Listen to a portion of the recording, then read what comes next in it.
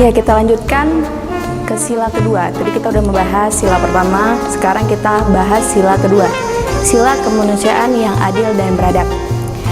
Kemanusiaan berasal dari kata manusia, yaitu makhluk berbudi yang memiliki potensi pikir, rasa, karsa, dan cipta, karena berpotensi menduduki atau memiliki martabat yang tinggi. Dengan akal butinya, manusia berkebudayaan. Dengan hati nuraninya, manusia menyadari nilai-nilai dan norma-norma. Kemudian, arti adil. Apa sih adil itu?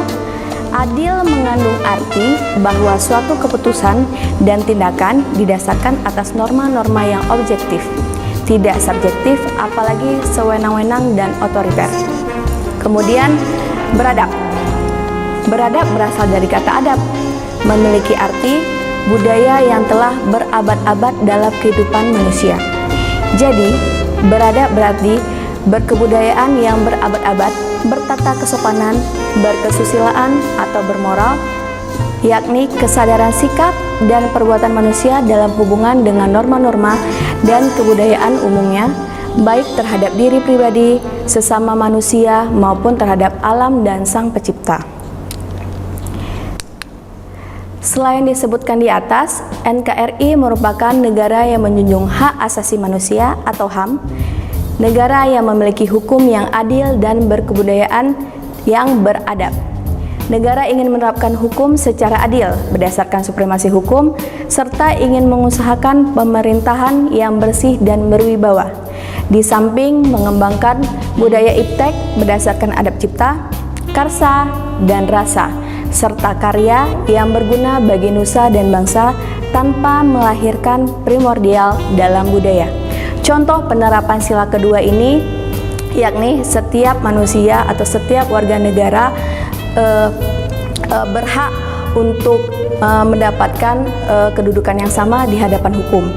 Contoh penyimpangannya, setiap warga negara baik miskin maupun si kaya itu terjadi perbedaan.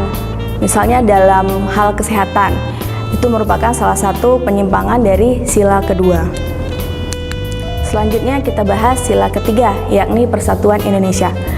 Persatuan asal kata satu, yang berarti utuh, tidak terpecah belah, mengandung bersatunya bermacam corak, yang beraneka ragam, yang bersifat kedaerahan, menjadi satu kebulatan secara nasional. Juga persatuan segenap unsur negara kesatuan Republik Indonesia dalam mewujudkan secara nyata Bhinneka Tunggal Ika yang meliputi wilayah, sumber daya alam, dan sumber daya manusia dalam kesatuan yang utuh. Selain itu, persatuan bangsa yang bersifat nasional mendiami seluruh wilayah Indonesia, bersatu menuju kehidupan bangsa yang berbudaya, bebas dalam wadah negara RI yang merdeka dan berdaulat, menuju terbentuknya suatu masyarakat madani. Contoh penerapan dari sila ketiga yakni setiap warga negara berhak ikut serta dalam ajang perlombaan baik dari tingkat nasional maupun internasional demi persatuan Indonesia. Itu tadi penerapannya. Contoh penyimpangannya bagaimana?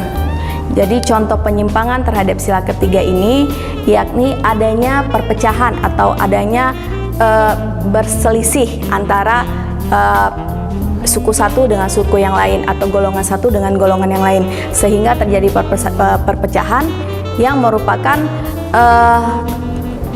bertolak belakang ya dari sila ketiga, yakni Persatuan Indonesia. Kita lanjut, sila keempat. Sila keempat yakni kerakyatan yang dipimpin oleh hikmat kebijaksanaan dalam permusyawaratan perwakilan. Kita bahas satu-satu. Yang pertama, kerakyatan. Apa sih kerakyatan? Kerakyatan berasal dari kata rakyat, yang berarti sekelompok manusia yang berdiam dalam suatu wilayah tertentu. Kerakyatan berarti bahwa kekuasaan tertinggi berada di tangan rakyat, disebut pula kedaulatan rakyat, rakyat yang berdaulat atau berkuasa, atau demokrasi, yakni rakyat yang memerintah. Kemudian hikmat, hikmat kebijaksanaan. Artinya penggunaan pikiran atau rasio yang sehat dengan selalu mempertimbangkan persatuan dan kesatuan bangsa, kepentingan rakyat, dan dilaksanakan dengan sadar, jujur, dan bertanggung jawab, serta didorong oleh itikat baik sesuai dengan hati nurani.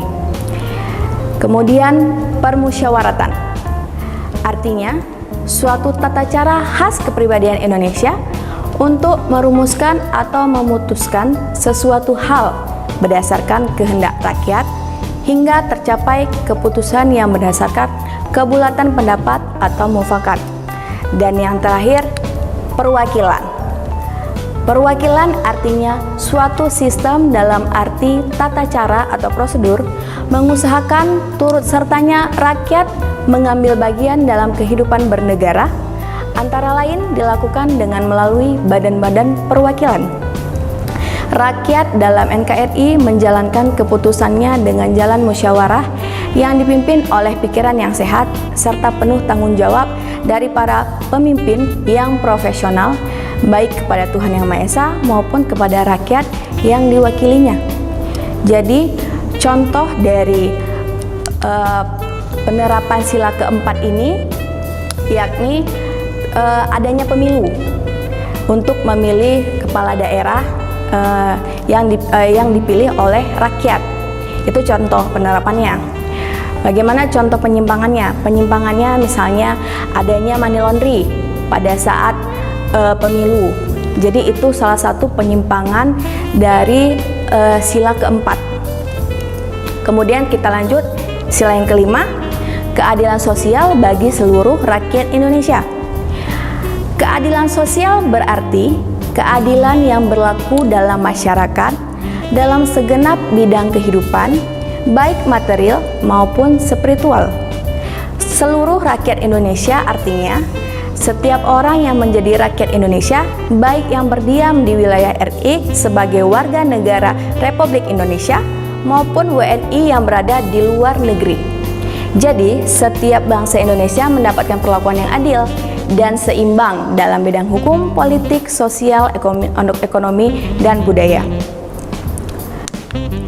Pada hakikatnya, dengan menyimak makna inti dari kelima sila Pancasila tersebut, tampaklah bahwa Pancasila secara bulat dan utuh sangat sesuai menjadi milik bangsa Indonesia sebagai dasar negara dan juga sebagai suatu ideologi.